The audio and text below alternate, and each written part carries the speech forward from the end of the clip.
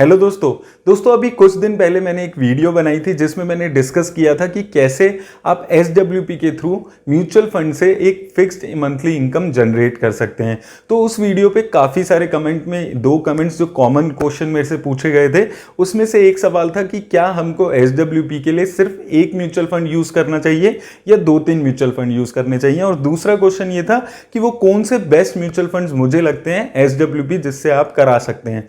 तो दोस्तों पहले सवाल का आपका ये जवाब मैं यही दूंगा कि जैसे आप म्यूचुअल फंड्स में भी इन्वेस्ट करते हैं तो आप 4-5 म्यूचुअल फंड्स में इन्वेस्ट करते हैं जब आप SIP करते हैं, वैसे ही जब आप SWP भी करें तो आप कम से कम 2 या 3 म्यूचुअल फंड्स के थ्रू अपनी पैसा निकालें। किसी एक म्यूचुअल फंड पे आपको यहां पर डिपेंडेंट नहीं होना है। अब दोस्तों दूसरी इंपॉर्टेंट बात आती है कि वो कौन से बेस्ट म्यूचुअल फंड्स यहां पर मुझे लगते हैं जो आप SWP के लिए यहां पर यूज कर सकते हैं। तो दोस्तों मैं ऐसा मानता हूं कि अगर आप SWP का यूज करने वाले हैं तो आप एक 50+ ईयर्स के इन्वेस्टर होंगे, तो वहां पर आपका जो रिस्क है वो थोड़ा यहां पर कम हो जाता है। तो यहां पर मैं वही म्यूचुअल फंड्स पे बात करूंगा जो आपको एक स्टेडी रिटर्न दे सके, ताकि आपका जो म्यूचुअल फंड का कॉर्पस है वो आपका बना रह सके। मैं यहां पर कोई small cap, mid cap, multi cap ऐसे रिस्की फंड्स पे बात नहीं करूंगा। तो आइए दोस्तों हम देख लेते हैं कि वो कौन से बेस्ट म्यूचुअल फंड्स हैं SWP के लिए जिनसे आप इन्वेस्ट करके एक अच्छी इनकम जनरेट कर सकते हैं। तो दोस्तों सबसे पहला जो फंड है जिससे आप SWP कराने के बारे में सोच सकते हैं वो है एक्सिस ब्लू चिप फंड।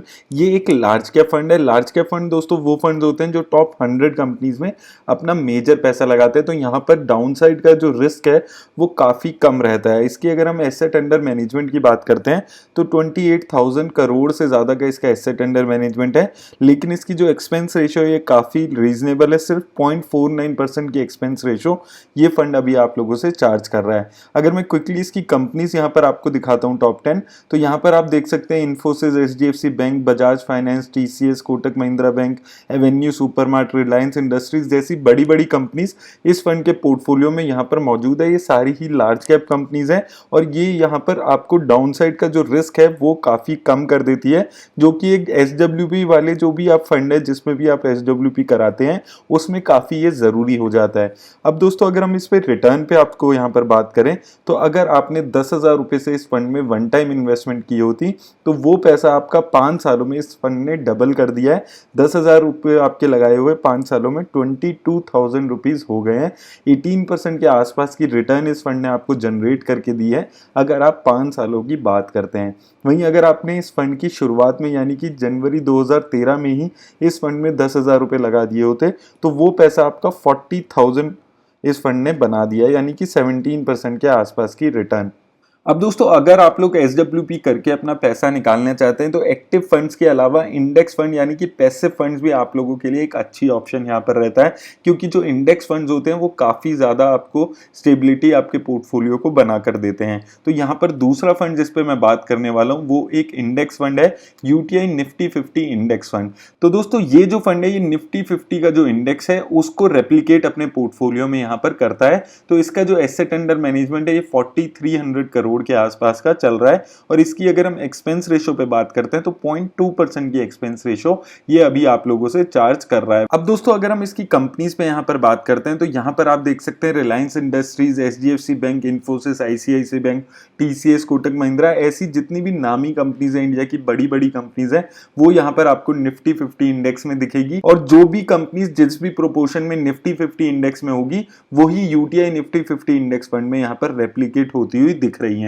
वहीं दोस्तों अगर हम रिटर्न पे यहां पर बात करते हैं तो अगर आपने UTI निफ्टी 50 इंडेक्स फंड में पैसा लगाया होता 5 साल पहले तो यहां पर 10,000 रुपए आपके 19,000 के आसपास हो गए हैं, और अगर आपने इसकी इंसेप्शन में यानी कि जनवरी 2013 में ही यहां पर 10,000 रुपए लगा दिए होते तो वो पैसा आपका इसने 30,000 के आसपास बना दिया है। तो यहां पर आप देख सकते हैं कि UTI निफ्टी 50 इंडेक्स फंड है उसने 13 से 14% के आसपास की आपको रिटर्न दी है। अगर आप SWP के थ्रू पैसा निकालने की सोच रहे हैं तो आपको टारगेट यही रखना है कि 12 से 15% के बीच में अगर आपको रिटर्न मिल जाती है तो आप काफी अच्छी रिटर्न जनरेट कर रहे हैं, आप ये मानकर चलिए। तो ये फंड भी एक अच्छी रिटर्न जनरेट करने वाला फंड यहाँ पर दिख रहा है। अब दोस्तों तीसरा फंड जिस पे हम बात करने वाले हैं वो भी एक इंडेक्स फंड है, वो है UTI Nifty next 50 index fund. तो दोस्तों निफ्टी 100 की जितनी कंपनीज होती हैं उसमें से 50 कंपनीज आपकी चली जाती है निफ्टी 50 इंडेक्स में।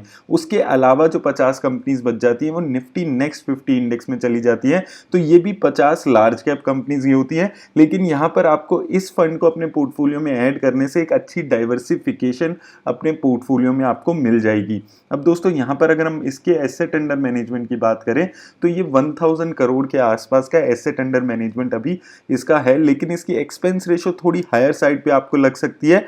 0.32% की एक्सपेंस रेशो ये फंड आप लोगों से चार्ज कर रहा है। अब अगर हम इसकी टॉप 10 कंपनीज यहाँ पर देखते हैं तो यहाँ पर आपको काफी डिफरेंट कंपनीज दिखेंगी। ये कंपनीज ऊपर वाले दोनों फंड्स में नहीं आपको देखने को मिली होगी। Apollo Hospital, Info Edge, Avenue Supermarts, Adani Enterprise, Vedanta, Dabur, तो ये दोस्तों कंपनीज वो कंपनीज होती हैं जो लार्ज कैप कंपनीज तो हैं, लेकिन अभी ये बहुत ज्यादा बड़ी कंपनीज नहीं बनी है। तो यहाँ पर एक अच्छा पोटेंशियल होता है अभी इन कंपनीज के पास और ज्यादा ग्रो करने का। तो ये एक अच्छा फंड होता है अगर आप अपने पोर्टफोलियो में ऐड कर लेते हैं तो ये फंड स्टेबिलिटी के साथ साथ आपको एक डाइवर्सिफिकेशन भी दे देता है अगर हम with in large cap category देखते हैं। हालांकि ये जो इंडेक्स है ये स्लाइटली थोड़ा ज्यादा वॉलेटाइल होता है अगर हम निफ्टी 50 इंडेक्स से इसको कंपेयर करते हैं।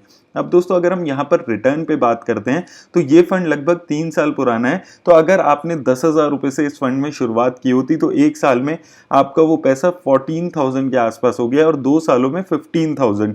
2 सालों में इस फंड ने आपको 23% के आसपास की रिटर्न जनरेट की है।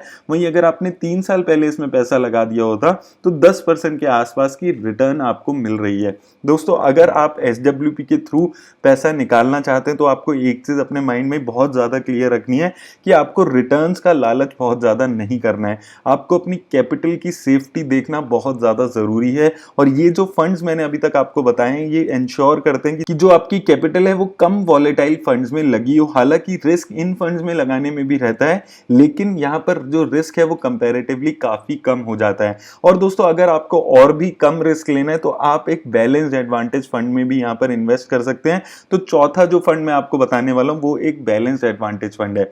एडलवाइजेस बैलेंस्ड एडवांटेज फंड यहाँ पर मैं आपको बताने वाला हूँ। ये एक हाइब्रिड कैटेगरी का फंड होता है। तो दोस्तों ये जो बैलेंस्ड एडवांटेज फंड्स होते हैं ये दोनों में यानी कि इक्विटी और डेट दोनों में ही कुछ कुछ पैसा लगाते हैं। तो इससे आपके पोर्टफोलियो को एक स्टेबिलिटी मिल जाती है कि जब मार्केट बहुत ज्यादा गिरने लगती है तो ये फंड्स अपनी एलोकेशन डेट में बढ़ा देते हैं और जब मार्केट अच्छी चल रही होती है तो ये इक्विटी में पैसा लगाकर रिटर्न्स जनरेट करने की कोशिश करते हैं। और इसका जो एसेट अंडर मैनेजमेंट चल रहा है वो 4300 करोड़ के आसपास का चल रहा है। एक्सपेंस रेशो इसकी भी काफी रीजनेबल आप यहां पर मान सकते हैं। 0.48% की एक्सपेंस रेशो ये फंड आप लोगों से चार्ज कर रहा है। अब दोस्तों इस फंड की अच्छी बात यह है कि ये इक्विटी, डेट और अदर्स तीनों में ही कुछ कुछ पैसा लगा रहा है। तो यहां पर एक अच्छी स्टेबिलिटी आपको मिल जाती है अगर आप SWP के एंगल से यहां पर इन्वेस्ट करने के बारे में सोचते हैं। वहीं दोस्तों अगर हम यहां पर बात करते हैं इसकी मार्केट कैप एलोकेशन में तो आप देख सकते हैं जो मेजर पैसा है ये भी लार्ज कैप कंपनीज में लगाता है, लेकिन स्लाइटली थोड़ा बहुत पैसा या मिड कैप और स्मॉल कैप में भी लगता हुआ आपको दिख रहा है। और सेक्टर एलोकेशन भी अगर आप देखते हैं तो फाइनेंशियल टेक्नोलॉजी, मेटल, एनर्जी और FMCG सेक्टर में यहाँ पर आपका पैसा लग रहा है। मेटल और एनर्जी थोड़ा सा रिस्की सेक्टर होते हैं, लेकिन फिर भी ये जो डेट में पैसा लगाता है उससे इस फंड को काफी अच्छी स्टेबिलिटी मिल जाती है। तो ऐसे फंड्स आपको SWP के लिए चूज करने हैं जिसमें आपको एक स्टेबिलिटी दिखे, आपको रिटर्न्स का लालच बिल्कुल नहीं करना है। मैं बार बार आपको इस वीडियो में बोल रहा हूं क्योंकि काफी सारे मेरे पास लोग आते हैं जो SWP करा रहे होते हैं, लेकिन उन्होंने स्मॉल कैप, टेक्नोलॉजी फंड्स, ऐसे फंड से SWP करा रहे होते हैं। अब दोस्तों अगर हम इसकी कंपनीज पे यहाँ पर बात करते हैं तो इसने भी मेजरली आपको, जैसे मैंने पहले भी बताया था, लार्ज कैप कंपनीज में ही अपना पैसा लगाया हुआ, लेकिन स्लाइटली डिफरेंट यहाँ पर आपको कंपनीज मिल जाएंगी। SBI, भारतीय एयरटेल में इसका ज्यादा पैसा लगा हुआ है। उसके अलावा टाटा स्टील, HUL जैसी कंपनीज भी यहाँ पर आपको टॉप 10 में देखने को मिल रही है। वहीं दोस्तों अगर हम रिटर्न्स पे यहाँ पर बात करते हैं तो अगर आपने 10,000 रुपए से यहाँ पर शुरुआत की होती तो 5 सालों में वो पैसा इस फंड ने आपका 19,000 के आसपास बना दिया, यानी कि 13% के आसपास की रिटर्न। वहीं अगर आपने इस फंड की शुरुआत में ही 10,000 रुपए लगा दिए होते तो वो पैसा इस फंड ने आपका 29,000 के आसपास बना दिया, यानी कि 13% के आसपास की रिटर्न ये फंड लगभग जनरेट कर रहा है। और ये फंड सबसे अच्छी रिटर्न देने वाला अभी बैलेंस्ड एडवांटेज फंड चल रहा है। तो दोस्तों ये हैं वो 4 फंड्स जो मुझे लगता है कि अगर आप SWP कराना चाहते हैं तो आप ऐसे फंड से शुरुआत कर सकते हैं। अब दोस्तों यहाँ पर आपको एक चीज याद रखनी की, हो सकता है आपका रिस्क और ज्यादा कम हो तो आपको किसी और फंड में भी यहाँ पर पैसा लगाने के बारे में आप सोच सकते हैं। अब दोस्तों मैं आपको बार बार एक चीज बोल रहा हूँ कि आपको सिर्फ 1 या 2 फंड से SWP नहीं करानी है। जैसे हम SIP भी 3-4 फंड से कराते हैं, वैसे आप ट्राई करें कि आप SWP भी 3 या 4 फंड्स को लेकर कराएं, ताकि आपको डाइवर्सिफिकेशन मिलती रहे। अगर आपका एक फंड अच्छा ना करे तो बाकी 1-2 फंड्स आपको स्टेबिलिटी यहाँ पर प्रोवाइड कर सकें।